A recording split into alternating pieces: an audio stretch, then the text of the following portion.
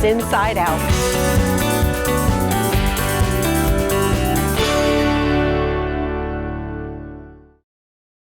Inside Out is presented by HTC. This is life. Connect with it. And Magnolia's at 26th for good old-fashioned Southern comfort food where Mama eats. Along with the McGuire Law Firm. Be kind today and tomorrow. February is a month filled with heart, love, and passion. And this month on Inside Out, it's no exception. We've got Pop's Collard Patch, the Theater of the Republic, Max Purpose Academy, and Sweet Kate's gluten-free desserts. And we begin with a singer-songwriter out of Conway, and you will hear his passion in every single lyric. Welcome to Inside Out.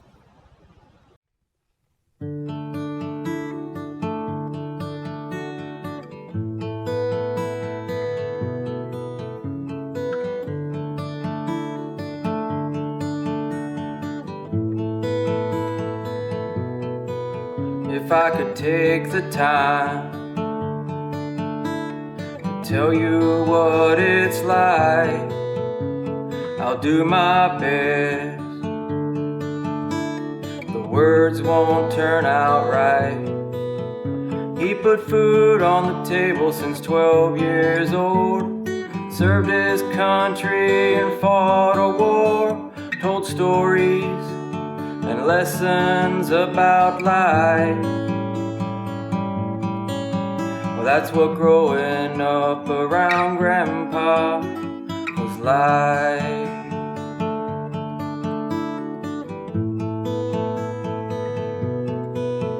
I'm not worthy to put this pen to page.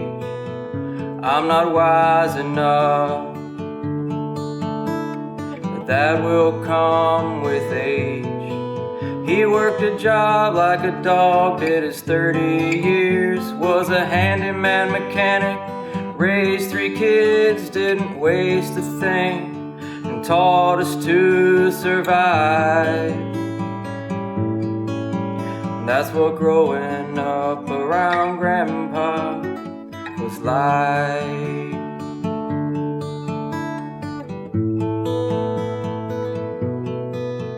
I remember conversations that we had, his knowledge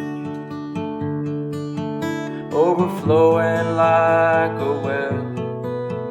It's the yard I learned to play baseball in, the kitchen table where we said our prayers, the driveway and garage with Mama's old bike. That's what growing up around Grandpa was like.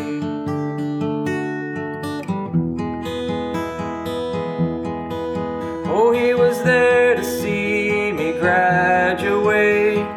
He showed up on my wedding day, gave me his shotgun and his pocket knife.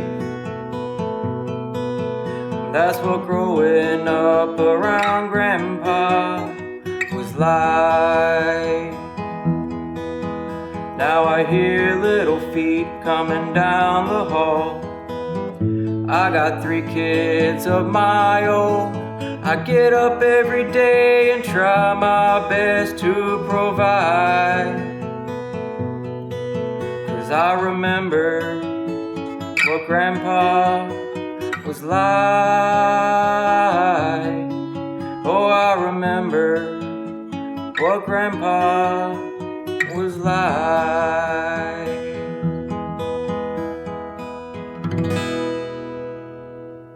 Well, I'm sure that song choked you up because it certainly choked me up. I remember having a great relationship with my grandpa too. And Thomas Samaha, this is your grandpa. That's right. Tell me a little bit more about him. He really meant a lot to you. We could hear that in the song. Absolutely. Yeah, he lived in Florence all my life, and so we'd go there all the time, because it's not that far away. And so a lot of my memories are, of course, that house in particular. And that's actually where I wrote the song. And, you knew the end was near. And I thought, this might be the last time I come over here. I'm doing this, and I start hearing lyrics, and so I stop and write, work a little more, stop and write, work a little more. And then I had it, and this is it.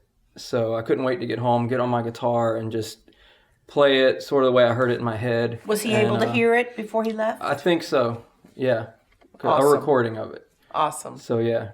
So you were raised in Little River. Yep. You now live in Conway, so you are truly a local guy. Yeah. Oh, yeah. Definitely. You've got your own lawn care company, C&H. C&H Lawn Care, yep. Well, I know that singing is your passion. Oh, yeah. But like anything else, you've got to have something that pays the bills. Yeah, for sure. Where do you play around town? Well, I do random charity events here and there. Depends on what's going on. But I mainly play at Fresh Brew Coffee House. They have an open mic on Thursdays. And so that's where my album, will have it available on CDs. And it's called Meant to Be. And it's just 5 songs that we put everything into. It's a full band sound. And I've always wanted to do it, so I finally bit the bullet and did it. Good for you. I know a lot of people go to Fresh Brewed. We've done Yeah. TV interviews there, and I'm sure that people will be coming out to buy that CD. Awesome. And you have your own YouTube channel. That's right. That's my main source to put things out. If I write a song, I like to just sort of do a rough demo, pop it on YouTube, get feedback, see if people like it. So a lot of just totally unplugged acoustic stuff is what you'll find on my YouTube channel.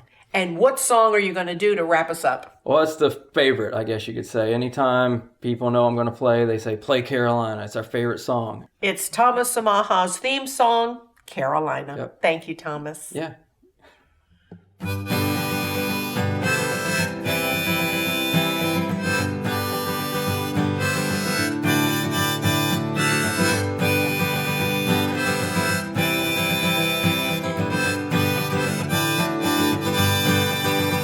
Take me back to the shores of Carolina. Take me home to where my heart belongs.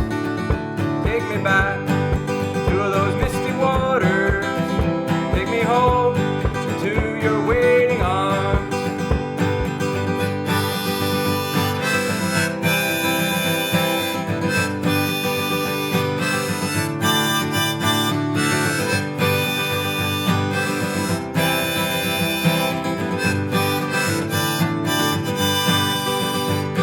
I rolled through Georgia and watched the peaches grow.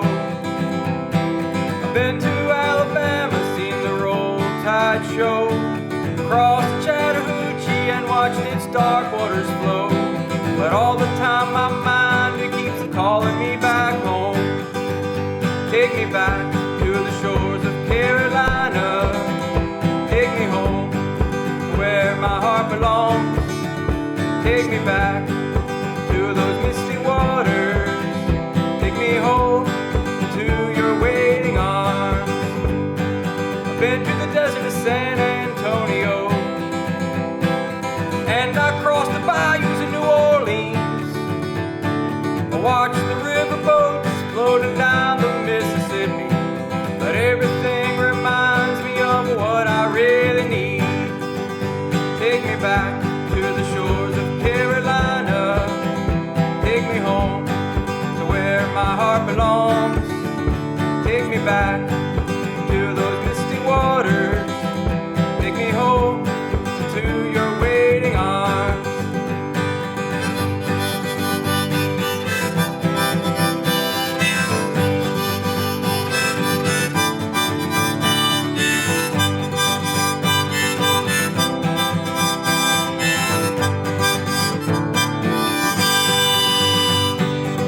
Hundreds of miles separate us.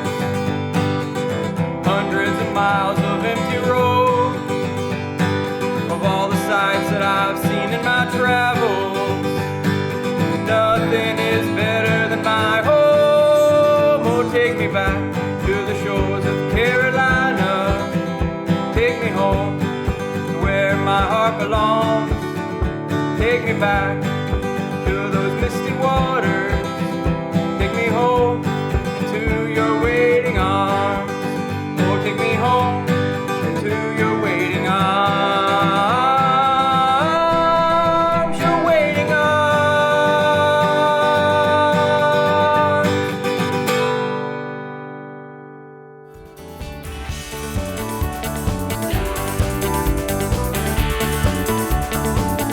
It's not just about basketball. Max Purpose Academy is next.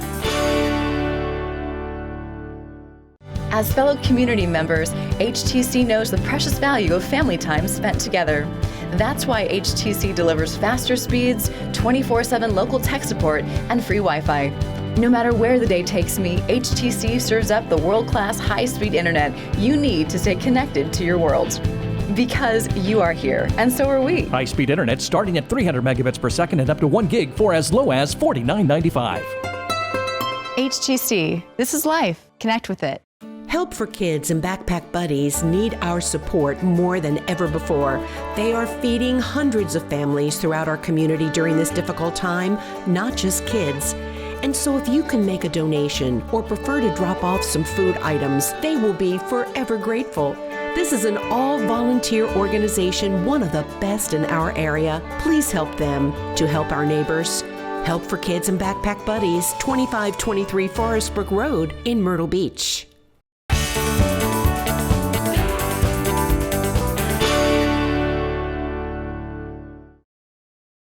This segment of HTC Inside Out is presented by the McGuire Law Firm. Be kind today and tomorrow.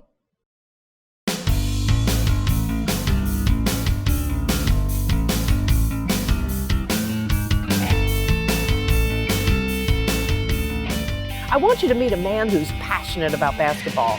And not only is he passionate about basketball, but he's passing his passion on to the younger generation. Meet Coach Jah, Jeremy Howard. Now, if that name rings a bell, it's because he was a basketball star at Myrtle Beach High School just a couple of years ago, right? A long time ago. Let's talk a little bit about, you grew up here, you played basketball, and when did you decide that that's what you were going to do for life? Well, growing up, I only had two goals. I said I wanted to play basketball and travel the world and teach it, and that was it, and I stuck to it. So, but now you don't have time to travel. I don't have time to travel. That's done now. I'm here, so my traveling gonna come with the kids. Did you play college basketball? I was at North Greenville for a little bit, so it wasn't much that I did there. But then I left school and went on to play in the ABA, in the ECBL. These are minor league, pro leagues, Dominican Republic. So, but yeah, I mean, basketball. Well, you did travel the world. I did. That's before we came with the kids. But I did travel. And now it amazes me, Coach Jah, that you have so many jobs. I don't know how you do it all. Let's talk about what you do for a living before we get to this amazing new nonprofit. All right, start early in the morning. So 7:30 in the morning, I'm at the Myrtle Beach Primary School as the reflection teacher. Once I leave there, I'm a youth program assistant with the city of Myrtle Beach, working at Mary C. Canty Recreation Center. Once I leave there, I'm the head JV girls coach at the Myrtle Beach High School. And once I leave there, then I have time for the nonprofit. Now, why did you start a nonprofit? Traveling the world, teaching basketball to kids across the world. And I said, why not do it in my own hometown? You know, and always coming back and being a part of the city, working with the youth and things of that nature. So it's like, hey, why don't you try to start something here? Because somebody did it before me and gave me opportunity, and I feel like it's my time now. But Coach Jah, the amazing thing to me is that you started this right in the middle of the COVID pandemic. Yes, ma'am. Most people would have said, well, let's not do it right now. But you said, more than ever, kids needed a socialization outlet. That's and right. Tell everyone how you did it. I did it through Zoom. People were Zooming basketball? Zooming. I did it. I call it my virtual academy. And it started with one of my friends. He's in North Carolina. He has his own training academy. And he put me on there. So I was talking to the kids of that nature. And he said, you need to start one in your own hometown. And I said, okay, let me see. So it started with like 3 kids.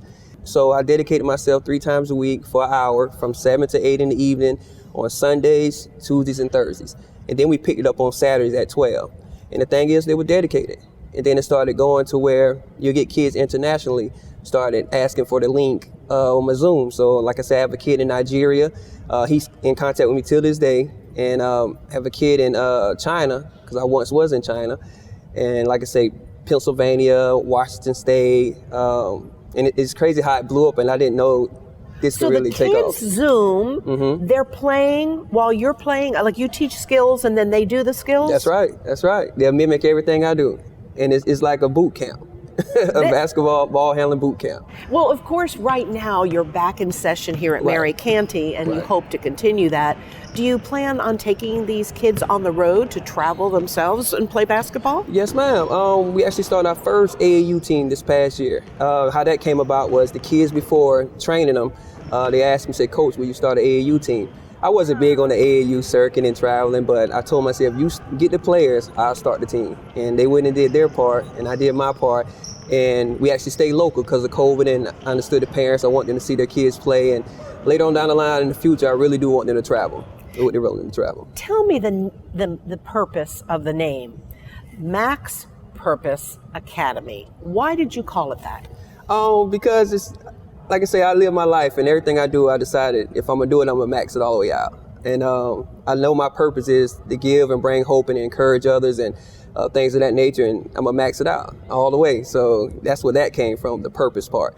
I'm living proof that you dedicate yourself to your dream and max it out, you're here. I've heard the kids, when they get done playing basketball over here, they all say max out. Max out. Don't come in the gym if you're not gonna do it. Tell me more about the underlying story of playing basketball. You did tell me this isn't just about playing. No, it's about life. Everything's about life. When we deal with the kids, we do the physical skills of it, but I try to teach life skills, encouraging life skills such as self-esteem and making good choices.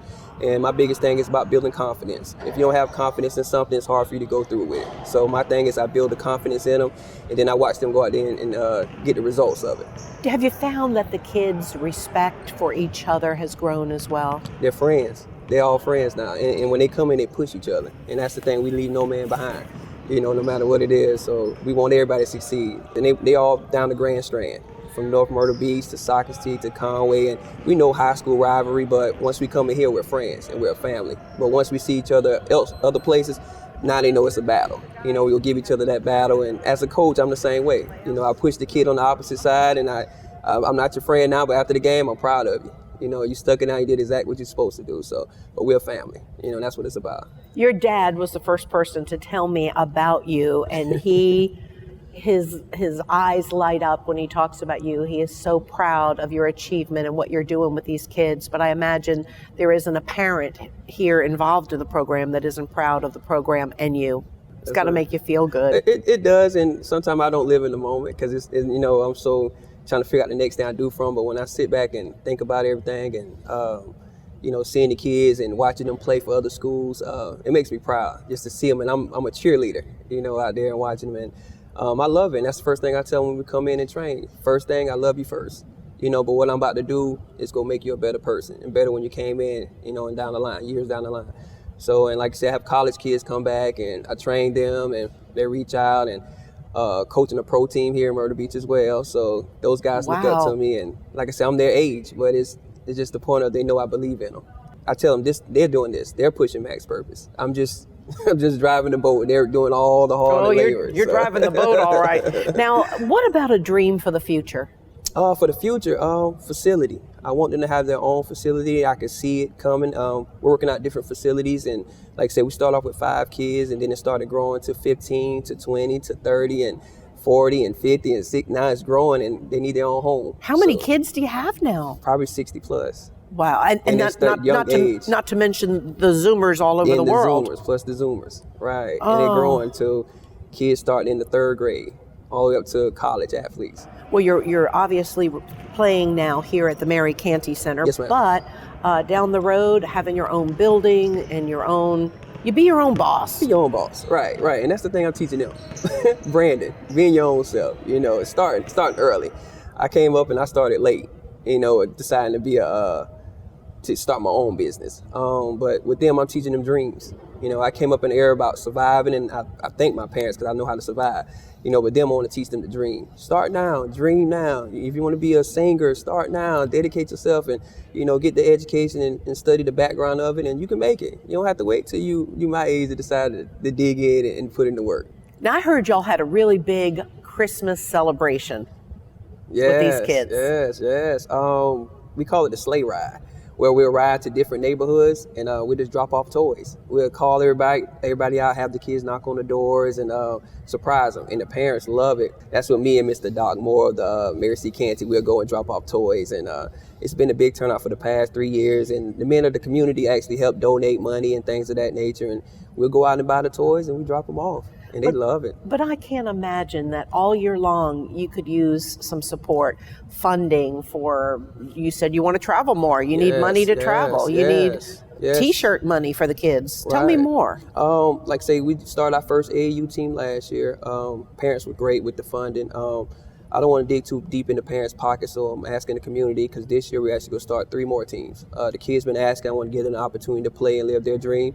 So funding, volunteer coaches that they want to come and help, shirts, T-shirts, jerseys, basketballs if you have them, the kids can have and use because some don't have, so I will purchase them myself and things like that, just to make them feel a part too, make them the complete athlete. So, but volunteers, sponsors, whatever they can do, I'm all for it. Let's show them the shirts you got here now because it's got the name on it. Yes, I want to present you with a Max Purpose shirt. I get one too. How about that?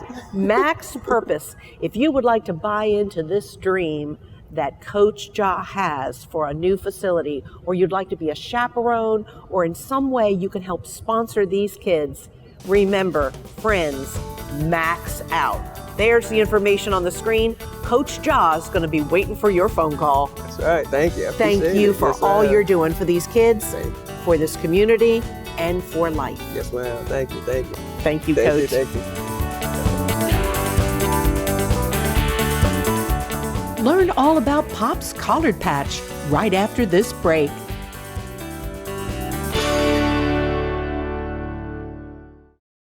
When you're seriously injured, where should you turn? Turn to a law firm that has deep roots fighting for members of our community.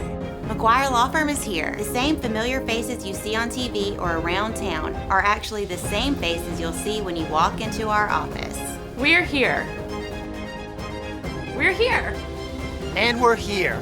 And when the time comes, we'll fight for you every step of the way. McGuire Law Firm, in your community, fighting for you.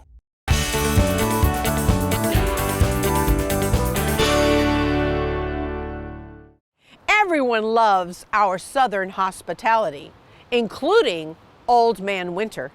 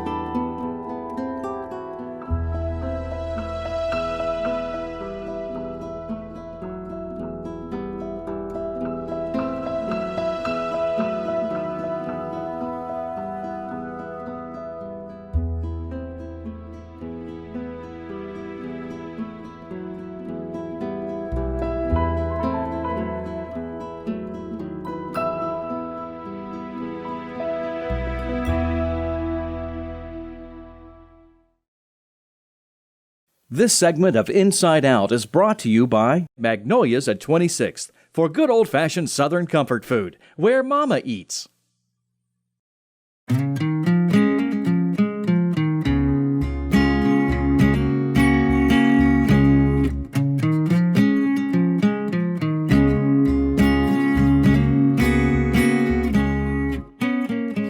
thought about collards for your Valentine? Well, they're good for your heart, and it is Heart Month. Meet Ricky Cox. He was born and bred in Conway, and he has Pop's Collard Patch. That's where we are, and this is right off of 22 at 9:05. What a beautiful day here, Ricky. Yes, it is. Tell me when farming began for you. When I was a little boy, I farmed with my granddaddy and my daddy. And whenever I got out of high school, I still farmed with my daddy till he passed away in 1980. And I continued farming until about 1986. And that's whenever I went to work with the county. What'd you do for the county? I drove a dump truck. And before that, and you were farming with your family and your dad, what were you farming back then? Corn, soybeans, tobacco. We raised hogs, chickens. So you've done a little bit of everything. Yes, ma'am. I've done a little bit of everything. But while you were working for the county, did you also farm a little? Yes, ma'am. I started this year collard patch in 1999. And so people from all over drive from all over to get here. Yes, ma'am. Where have you provided collards to this year? We've sent collards to Florida, Georgia, all over South Carolina, all over North Carolina, Virginia, West Virginia, New York, Illinois, and right there at Christmas we had some people going to Las Vegas, and they come by and got collards to take to Las Vegas. Well, I'm glad that people in New York and Las Vegas are finally learning that we love collards, and they should too. Yes, ma'am. Now, it's really interesting though that this is February. You still have plenty of collards, but of course broccoli is out. Yes, ma'am. But you've got what left now? We still have some cabbage, we still have some mustard and turnips. We had two varieties of collards, what they call the Georgia Top Bunch. That's the collards we've always grown. And this year we decided, we had a lot of requests for cabbage collards.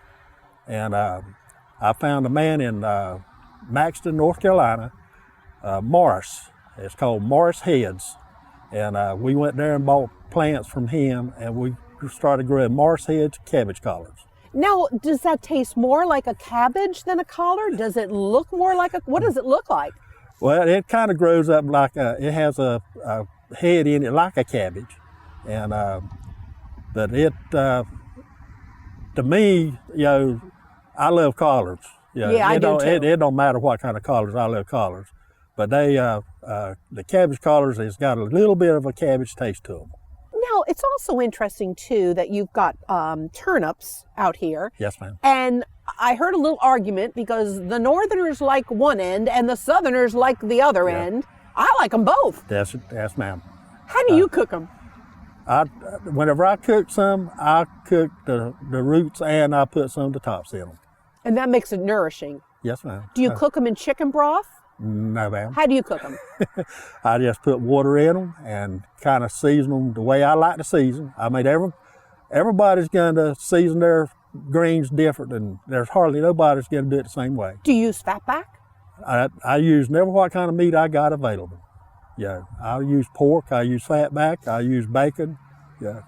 Now, do you and Joyce fight over who's going to cook the vegetables, or are you always No, the ma'am. veggie cooker? Whenever it comes to cooking during collard season, Joyce, my sister, is the collard cooker. Now, I'm going to behave myself during this interview because you've got a really sharp tool in your hand. Is that what you use to cut the greens? Yes, ma'am. Looks like it's been in the family a long time. No, it's only a couple of years old. We wore out one side and we started on the other side. And Jack, he rather use a machete. Yeah, I want to talk about Jack because he's been really helping the customers out here. He's your grandson and you're training him right. Yes, ma'am. Tell me about Christmas Eve. I heard he had quite a night. I made a deal with him last year if he'd come out and help me. Whenever he started, I told him that people are tipping out here. And I said, the way you're going to make your money is on tips. And I said, I'll make you a deal. You come and help me cut collards, and the tips that you make, I'll match them at the end of the day. And he usually makes $30, $40, $50 a day doing it that way. Well, Christmas Eve, I think everybody was graceful on their pocketbooks. He come out here and he helped me. I mean, he done an excellent job. And did he make more money than you that night? That's what I'm thinking. Well, whenever we got home and we settled up, Jackie, I paid him and everything, he made $120 in tips, and I had to match him. Wow. So he made $250 that day. Everyone had the Christmas spirit, but so did Jack. Yeah, that's fine. And he's your grandson. You're training him right in the farming field? Well, I can leave this field here, and you can come up here and he'll tell you exactly what is in this field, how to cut it, what to cut, the price of everything. And I mean, I don't have to worry about it. Does he help you plant? Some, yeah. But during that time of the year, he's involved with ball at school. He goes to Conway Christian School, and he's very active in his sports. I've heard nothing but rave reviews about Ricky Cox, that you are just one of the most honorable farmers in the community. But I am so amazed that even in this day and time, you still operate on the honor system. Yes, ma'am. That when you're not here, you have a box out here that people can just come out and help themselves and leave money in the box? Yes, ma'am. I started this probably 12, 14 years ago in this same location, and it's worked for me every year. And it's I ain't got no complaints on it. Yeah, everybody thinks that you're gonna have a box there, and people's gonna take advantage of you. I don't let it worry me. Mm-hmm. I put it to you like this: if anybody comes out here and takes something and don't pay for it, they ain't got to look at me. They got to look at the good Lord about it. Beautiful, Ricky. Beautiful. Now, I got a question for you, because I think about all of the crops that could be grown the rest of the year. What do you do with this field when the greens are gone? We'll keep it in shape and clean, and have it ready for August. We'll start putting the fertilizer out in July, and then in August we'll have it ready to start transplanting. And I got another farm that's got about 5 acres on it that I do my spring crops on. And is that operated like this one, where people can come out? No, this is pretty much your stuff? Yeah, it's if I have it to sell, I sell it. But mostly on my spring crops, it's just like a charity. I give a lot of it away. It warms your heart to do that, doesn't it? Yes, ma'am. Yes, ma'am. So if anybody wants to come out for greens, they can come out to 22 at 9:05. Yes, ma'am. And help themselves, leave money in the box. But you're here at what hours? Whenever I'm out here, I try to be out here around 10 o'clock, and I'm in and out, and I'll stay here till most of the time till dark. I also heard you're incredibly involved in the community with your chicken bog and what else? Boiled peanuts. Boiled peanuts? Yeah. How come you're not growing any? I can buy them cheaper than I can grow them. Tell us what you're doing with the chicken bog and boiled peanuts. The chicken bog is something that me and my wife started several years ago, and then I've just got into it. And whenever my grandyoungins, whenever they want something special, they say they want a chicken bog, so I get volunteered to cook chicken bogs. As you can see, this is the man who's got passion for farming, and if you want greens, February, Valentine's Day, good for your heart, right here, it's Pop's Collard Patch. It's Highway 22 at 9:05. And wrapping it up, any final words, my friend Ricky? Well, just come on out and get all your greens that you want to eat. And don't forget to tip grandson Jack, because that's what I'm getting ready to do right now. He's going to get me some goods. Thank you, and happy Valentine's Day, Ricky. Same thing. Thank you for coming out. Thank you. Yeah.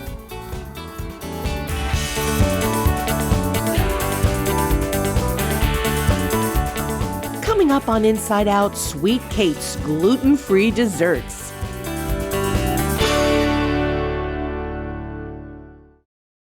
Proper serving, proper distancing. We're into safety at Magnolia's. Our staff now plates your food with all your favorite choices from the buffet, salad bar, and dessert bar, and it's still all you can eat.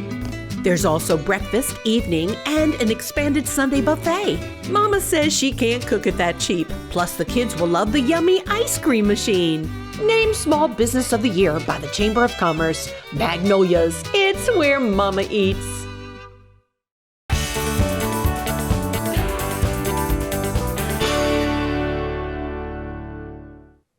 We're in Conway today with Sweet Kate's. That's Katie Martin. I met Katie at one of the farmers markets out and about over the past year, and I just fell in love with what she does and her passion for doing it.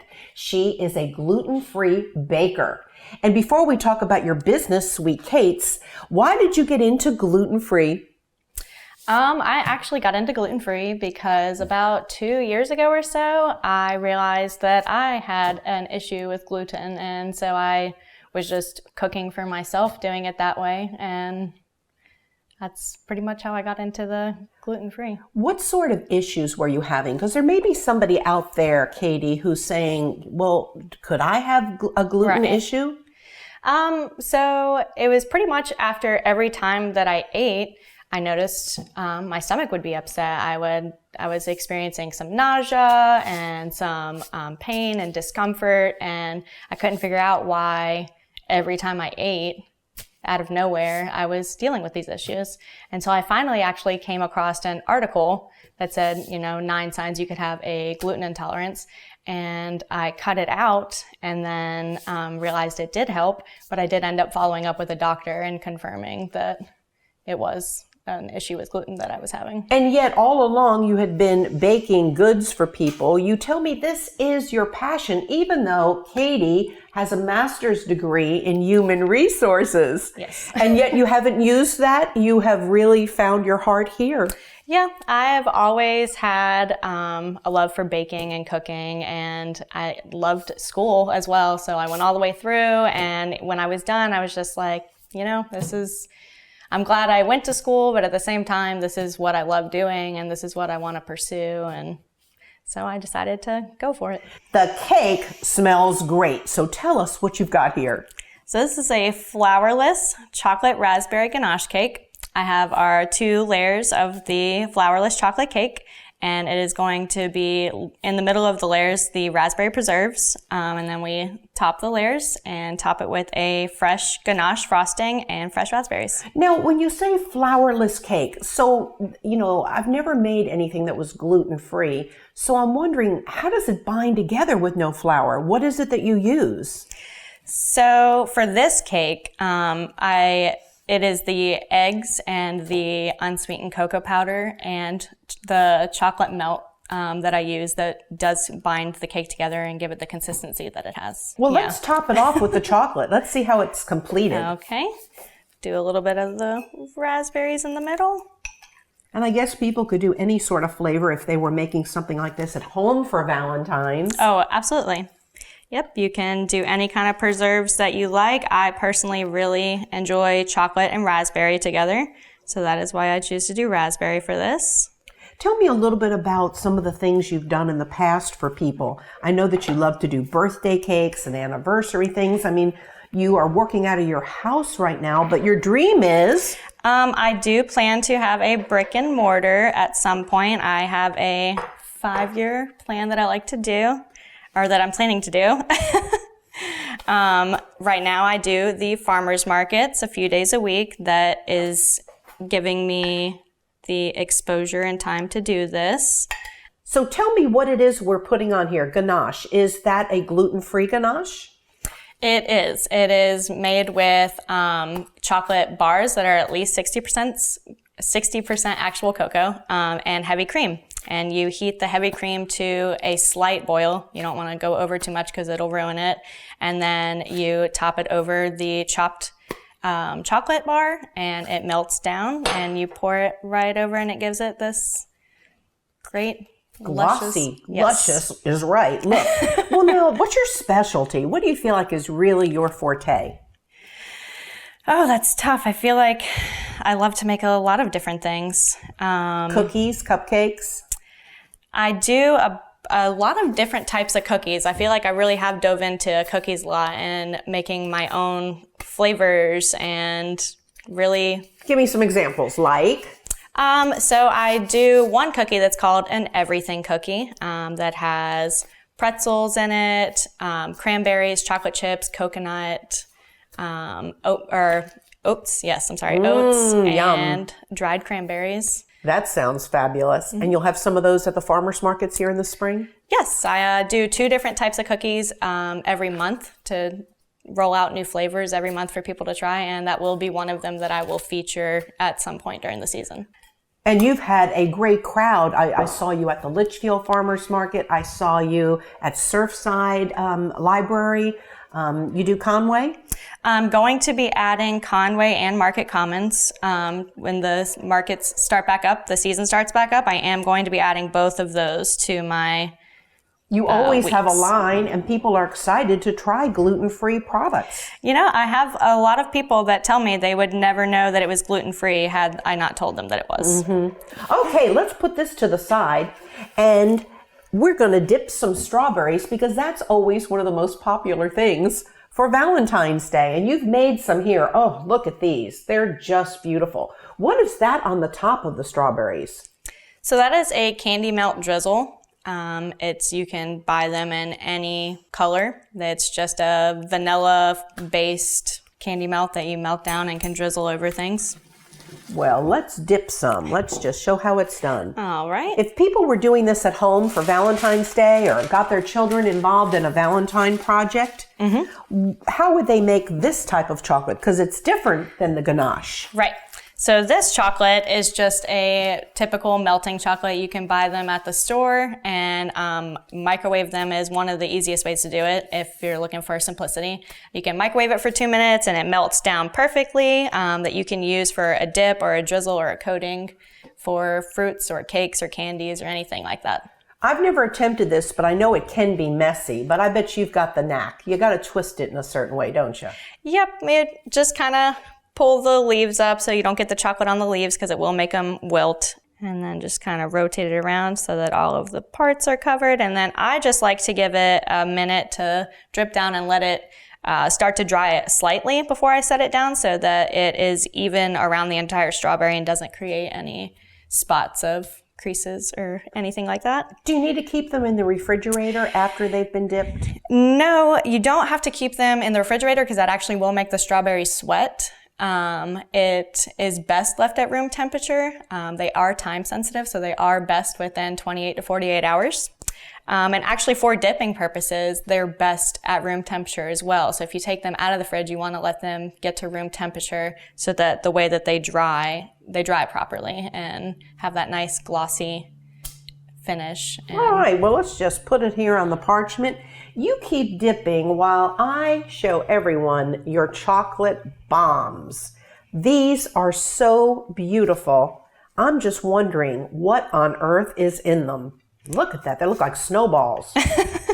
So the hot chocolate bombs, essentially it is a chocolate shell, and on the inside is the hot chocolate mix and marshmallows and whatever flavor topping of the hot chocolate bomb it is. I do a variety of flavors. I do a traditional chocolate, a traditional white chocolate. We do peppermint, white chocolate peppermint, caramel, salted caramel, cookies and cream, all kinds of different all sorts flavors. Of chocolate bombs. And then there's chocolate candies. What have you stuffed these with? So for the Valentine's Day box, there is going to be a caramel truffle candy. Looks like that. And then a peanut butter truffle candy, because the peanut butter ball, the chocolate covered peanut butter balls are one of my staples, one of the favorite things that people like to get from me. So one of them is going to be peanut butter and one will be chocolate. What makes this gluten-free? What is missing from that chocolate that a traditional chocolate candy would have? So certain chocolates do have wheat proteins. So I make sure that everything I use is allergen-free and not processed in a place that could come across wheat or other allergens. Well, you can go ahead and finish that off as I'm swallowing my chocolate. Absolutely delicious. If you want to order from Sweet Kate's for Valentine's or any occasion coming up, she'd love to hear from you. You know that business plan she has for 5 years? We want it to happen within a year or two. We want her to have a wonderful standing location. And would you do that in Conway or Myrtle Beach? Where do you hope to be? You know, I think a great location would be either in the Market Commons area in Myrtle Beach or even down in Pawleys Island. I've been batting around a few different ideas of what the perfect location for it would be. I wish you luck no matter what. It's Sweet Cakes. And there's the information, friends, for Valentine's, Mother's Day, graduation, whatever. Call my new friend, Katie. Thanks, Katie. Happy Valentine's Day. Happy Valentine's Day. Thank you. The oldest live theater company in the community is next, and that's Theater of the Republic.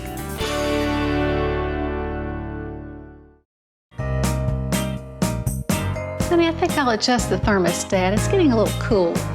Mom, you don't have to get up to do that. I've installed the HTC Connected Home app on your phone. See, you can adjust the temperature from anywhere. Okay, Mom, I've got to go. Thanks for house sitting. Make sure to lock the door and set the alarm. No problem. I have everything I need right here. HTC Self-Install Kit, $0 with 36-month monitoring commitment.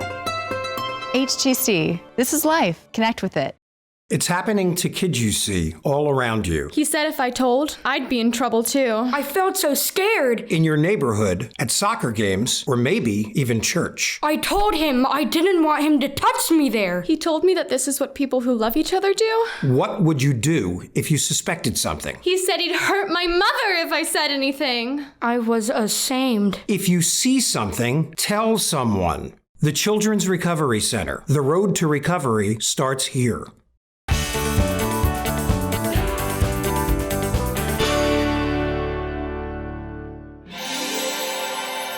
Talk about passion, this man has it. This is Tim McGhee, the Executive Artistic Director at the Theater of the Republic in Conway, doing the most incredible job bringing quality theater to our community. Tim, you've got a great season lined up, and I know you're glad to be back with the stage. Yes, we are.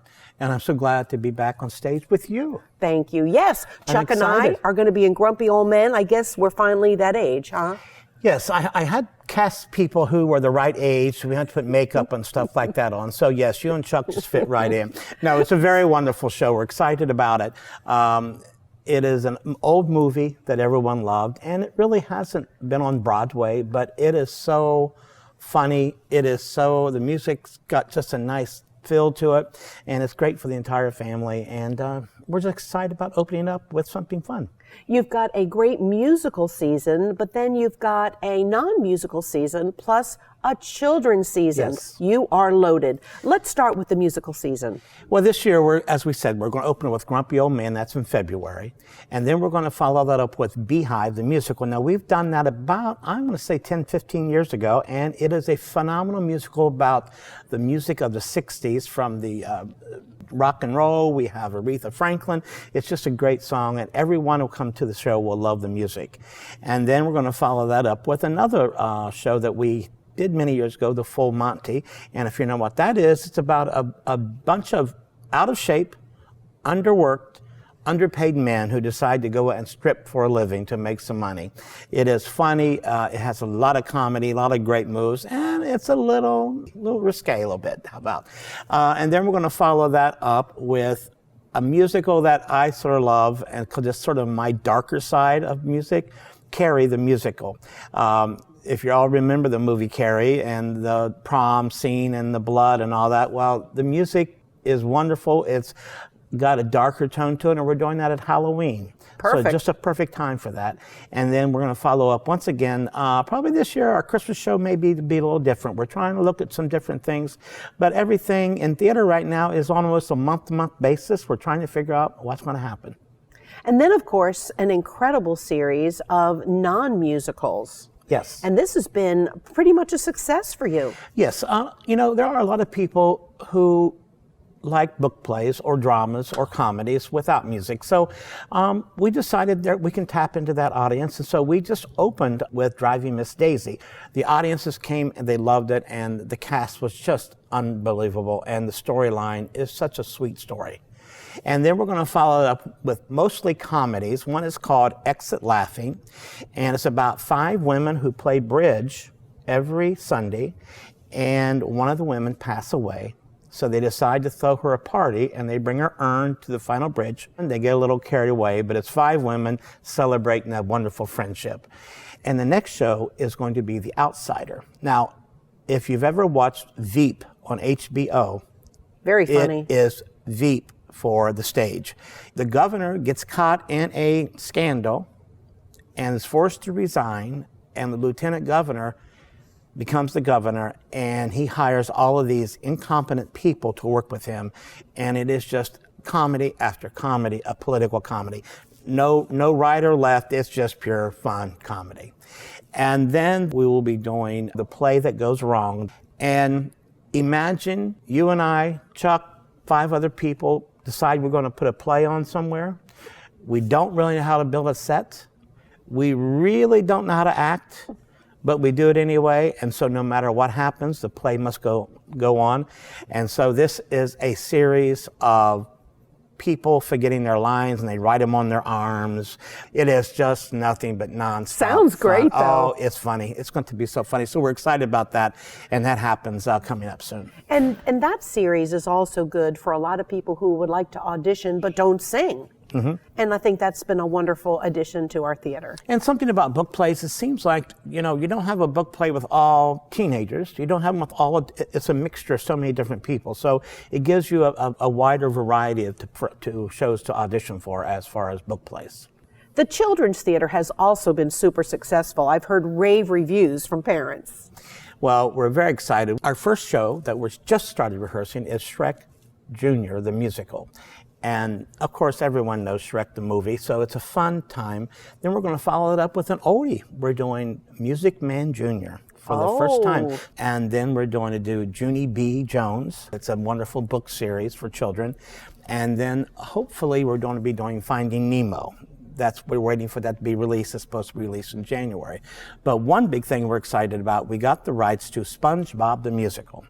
And if you've never seen SpongeBob the cartoon, well, imagine taking live people with neon costumes and under the water, and we are, with the adults and CYT, going to perform this during the summer months. CYT being Coastal Youth Theater.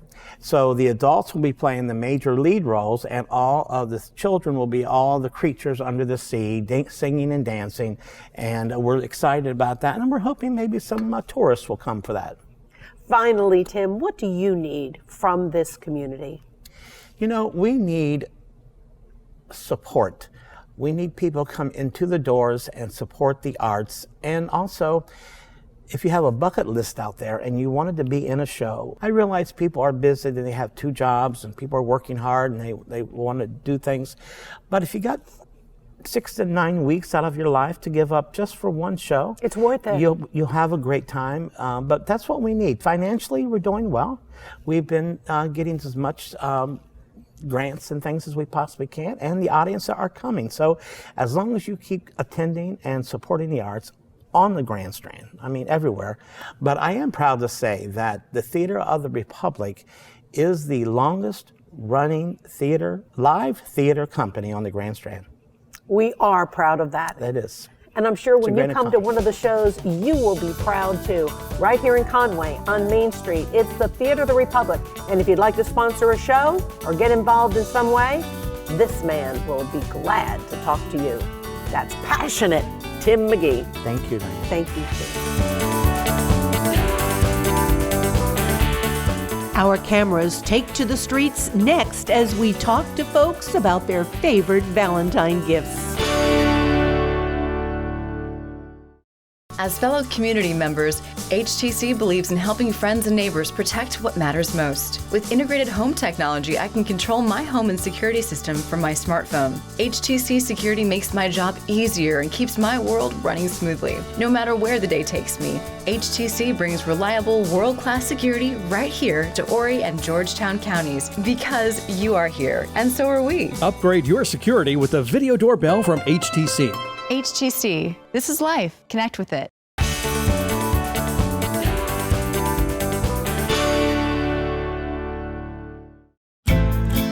Our Inside Out cameras took to the streets in Carolina Forest to ask the question, what was your favorite Valentine's gift ever? I said you'd have to go back 63 years. We've been married, so I'd have to really think hard about my best Valentine. But I think it was, I know what it was, a ring, amethyst. Probably a teddy bear for my wife. Do you still have it? I actually still have it. You hit the hand on it and it says I love you, but it's her voice. Yeah, no, I've never gotten a Valentine's in my life. I remember for my first Valentine with my current partner, they gave me a felt rose. It wasn't a lot, but it meant a lot to me because it was the first Valentine's gift I've ever gotten. Yeah, after 63 tries and Valentine's, it's tough to be creative after that. What's the greatest Valentine gift you ever got? My marriage. I got married on Valentine's Day almost 11 years. It'll be 11 years this year. So what about this year? Anything special gonna happen? We're taking it easy right now, so we're probably just gonna do a romantic dinner and just relax. Netflix? Netflix and chill. A handmade card for my husband. It's not the expensive things that matters, it's the simple things. I guess seeing my lover in some negligee, something like that. That was it. What about this year? This year, I'm not attached to anybody, so I'm not really expecting anything this year. But I'm looking. It's never too late for negligees, you know. I know. I know. I got a necklace from Jerusalem when my dad went over there, and it was blessed. So that was pretty cool. Do you still have it? I do. I don't wear it very often because it's pretty expensive. Probably the day off.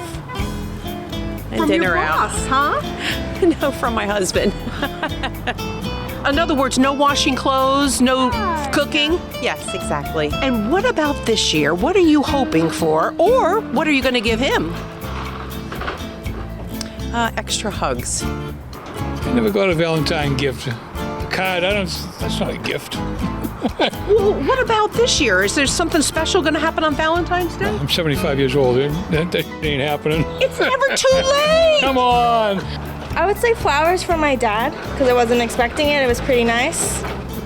I don't have them anymore, they're dead.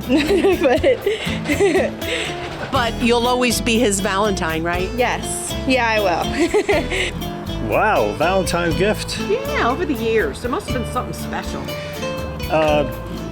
Just my wife appreciating me and me appreciating her. So took her out to a nice restaurant that she likes. I particularly like the fish. That's what she wants. And that lasted happily for 2 weeks. Then we went back to normal. Oh, I thought the marriage only lasted 2 weeks. No, it lasted 20 years. Good enough, right? Right. Usually flowers and candy. What are you hoping for this year?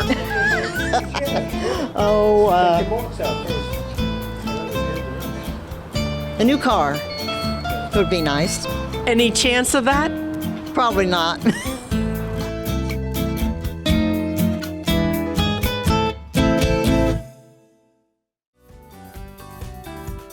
Next month, the cold temperatures should be behind us and spring will be in bloom. We can only hope, right? And so, I promise you an even warmer edition of Inside Out next month here on HTC. Inside Out is presented by HTC. This is Life. Connect with it.